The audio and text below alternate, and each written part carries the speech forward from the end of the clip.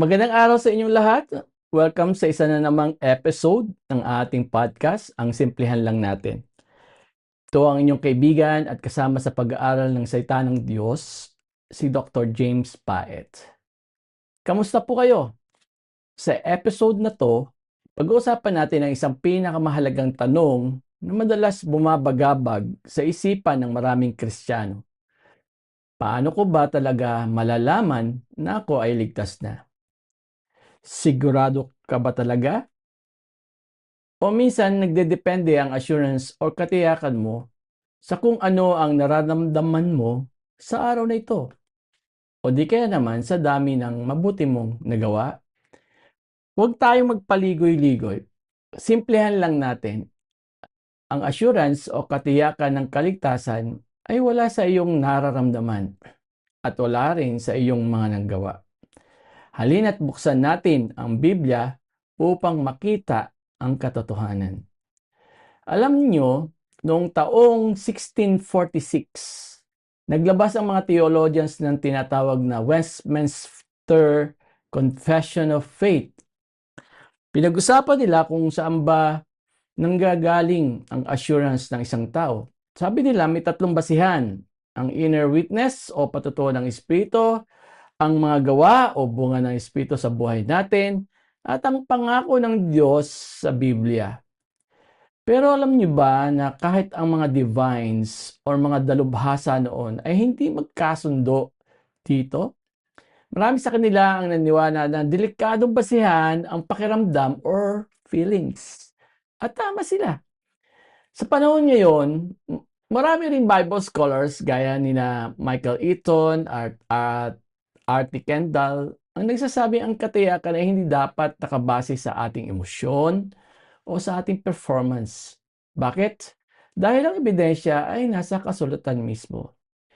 Pag-usapan natin ang madalas na misinterpretation, lalo-lalo na sa Romans chapter 8, verse 16. Sabi dito, ang Espiritu mismo ang nagpapatotoo kasama ng ating Espiritu na tayo mga anak ng Diyos.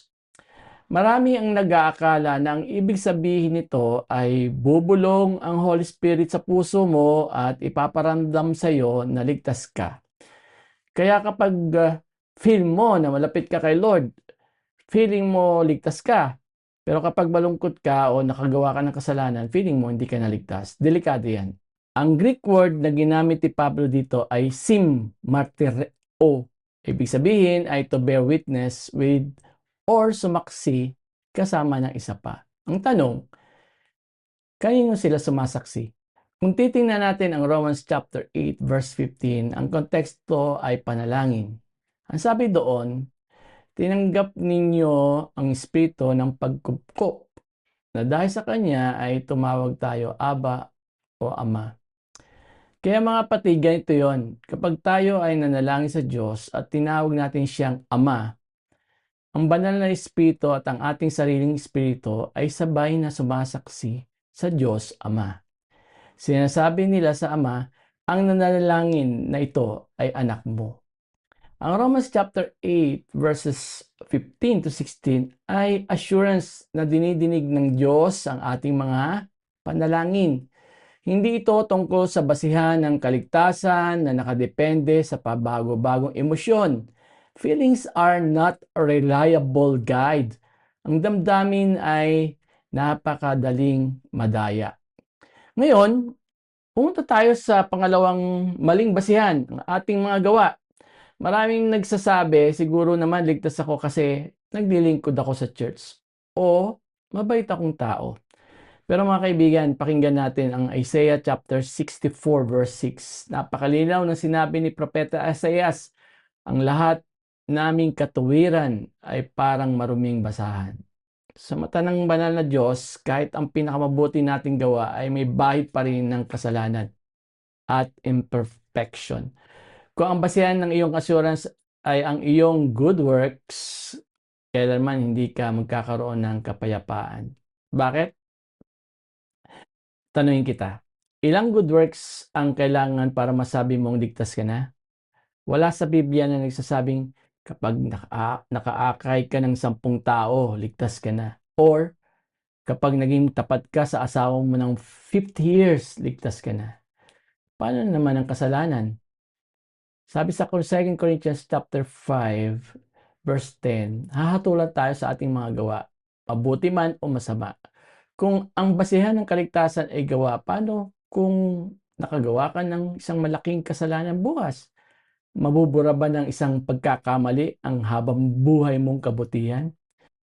Kung nakabase sa gawa ang kaligtasan, walang sino man ang makakasiguro dahil lahat tayo ay nagkakasala pa rin. Ang ating mga gawa ay fallible. Pwedeng magkamali, pwedeng magkulang, hindi pwedeng maging basihan ng infallible assurance ang isang bagay na fallible. Kung wala sa pakiramdam at wala sa gawa, saan ko kukunin ang katiyakan ko? Simple lang. Ang kailangan natin ay isang infallible promise, isang pangako hindi pwedeng mapako, galing sa isang hindi pwedeng magsinungaling. Pakinggan ninyo ang sinabi mismo ng Panginoong Hesus sa John chapter 6 verse 47. Katotohanan ang sinasabi ko sa inyo, ang sumasampalataya sa akin ay may buhay na walang hanggan. Pansin ninyo ang grammar. Has everlasting life. Present tense. Hindi magkakaroon pa lang. Hindi baka magkakaroon. Mayroon na. Ang assurance o katiyakan ay wala sa kung ano ang naramdaman mo. Wala rin ito sa kung gaano kabuti ang nagawa mo kahapon. Ang katiyakan ay nakabase sa integridad ng nangakong si Jesus. Dahil naniniwala ako sa Kanya at dahil nangako siya na bibigyan niya ako ng buhay na walang hanggan, ang sino mang sumasampalataya, alam kong ligtas ako. Hindi dahil magaling ako, kundi dahil tapat siya. This is the Word of God. Kaya sa susunod na tanungin ka ng iyong puso o ng iyong pagdududa, ligtas ka ba talaga? Huwag mong tingnan ang iyong sarili, huwag mong kapayin ang iyong damdamin, tumingin ka sa krus at sa pangako ni Kristo. Doon at doon lang matatagpuan ang tunay na kapayapaan. Muli, ito ang iyong kaibigan, si Dr. James Paet, na nagpapasalamat at nagpapaalala. Ang kaligtasan ay biyaya, ang katiyakan ay pangako, manampalataya at magtiwala. Hanggang sa muli nating kwentuhan dito sa Simplihan Lang Natin. Pagpalain kayo ng Diyos.